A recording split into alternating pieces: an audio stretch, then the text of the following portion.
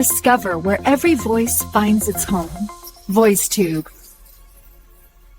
මේ වෙනකොට යුද්ධය සම්බන්ධයෙන් යම් ආකාරයක සුබවාදී ප්‍රවෘත්තියක් වාර්තා වෙනවා. ඒ තමයි ඉරානය පාර්ශවයෙන් යම් ආකාරයක යුද්ධය නතර කිරීමට පියවරක් ගත් බව මේ වෙද්දි ප්‍රකාශයක් නිකුත් වෙලා තිබෙනවා.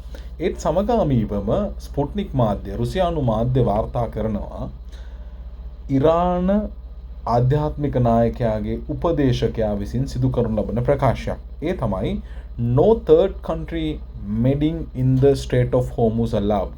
කිසිම ආකාරයකින් තුන්වෙනි රාජ්‍යයකට හෝමුස් සමුද්‍ර සන්ධිය සම්බන්ධයෙන් මැදිහත් වීමට ඉඩ කඩ වෙන් කරන්නේ නැහැ. ඉරානය සහ ඕමානය සතුව පවතිනා වූ හෝමුස් සමුද්‍ර සන්ධිය සම්පූර්ණයෙන් ඔවුන්ගේ ස්වාධිපත්‍යයට යටත් වන අතර වෙනත් කිසිදු රාජ්‍යයකට එයට මැදිහත් වීමක් සිදු කළ නොහැකි බව ඔවුන් ප්‍රකාශ කරනවා. ඒ ඇමරිකා එක්සත් ජනපදයේද යුරෝපයේද කිසිවෙකුට මෙහි නීත්‍යානුකූල අයිතියක් නොමැත. මෝසෙන් රසෙයි ඔහු තමයි ඉරාන ආධ්‍යාත්මික නායක මොජ්තබා කමේනිගේ උපදේශකවරයා මෝසෙන් රිසායි. ඔහු ස්පුට්නික් මාධ්‍ය ඔස්සේ අදහස් දක්වමින් මේ ප්‍රකාශ කරන්නේ. මේ වෙනකොට හෝමුස් සමුද්‍ර සන්ධිය හරහා දවසකට නෞකා 30ක් ගමන් කිරීම සිදු කරනු ලබනවා. ඉරානය සූදානම් ඉදිරියේදී තවත් ගමන් කරන නෞකා ප්‍රමාණය වැඩි කරන්න. හැබැයි ඇමරිකා එක්සත් ජනපදය යම් ආකාරයකින් එයට මැදිහත් වීමක් සිදු වුවොත් එය නියත වශයෙන්ම යලිත් යුද්ධයක් කරා ගමන් කිරීමක් විය හැකියි.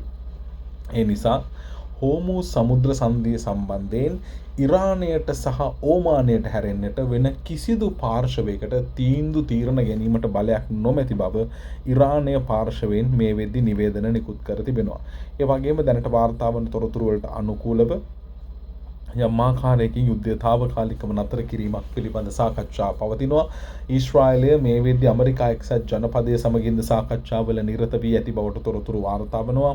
මේ වෙද්දි ඇමරිකානු ජනාධිපති Donald Trump cool down the escalation යම් ආකාරයකින් මේක සමතයකට පත් කිරීමට මේ ඇති වෙලා තිබෙන උණුසුම්කාරී තත්ත්වය සමතයකට පත් කිරීම සඳහා ඩිප්ලොමැටික් සොලියුෂන් එකක් රාජ්‍යතාන්ත්‍රික විසඳුමකට ගමන් කරමින් සිටින බව මේ වෙද්දි දේශපාලනික සහ ආරක්ෂක විශ්ලේෂක ඩොක්ටර් හසන් සලීම් ඔස්ටියම් ප්‍රකාශයක් නිකුත් කර තිබෙනවා.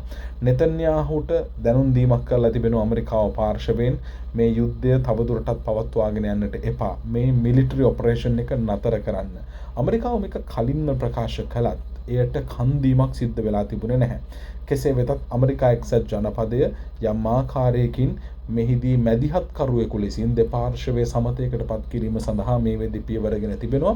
ඉරානය යම් ආකාරයකින් තවදුරටත් ප්‍රතිප්‍රහාර එල්ල කිරීම සම්බන්ධයෙන් අවධානයක් යොමු නොකරන බවට නිල නොලත් මාධ්‍ය වාර්තා තහවුරු කර තිබෙනවා. ඉතින් මේ යුද්ධය තාවකාලිකව නතර වීම අතිශය වැදගත්. මොකද ඊශ්‍රායලය සහ ඉරානය කියන කඳවුරු දෙකේම අහිංසක ජනතාව මෙයින් පීඩාවට පත් වෙන නිසා. ඇමරිකා එක්සත් ජනපදයේ අවුලපු ගින්න ඊශ්‍රායලයේ මැදිහත් වෙලා පෙට්‍රල් භූමි තෙල් දාපු ගින්න දැන් තවදුරටත් ඇවිලෙමින් තිබෙනවා. ඒ ගින්න නිසා ඒ ආශ්‍රිතව බිහි වුණු අනෙකුත් රාජ්‍යයන් සියල්ලම සම්පූර්ණයෙන්ම ගිනිවත් වෙමින් පවතිනවා. ලංකාව වැනි අපේ රාජ්‍යයන්ද ඇතුළුව.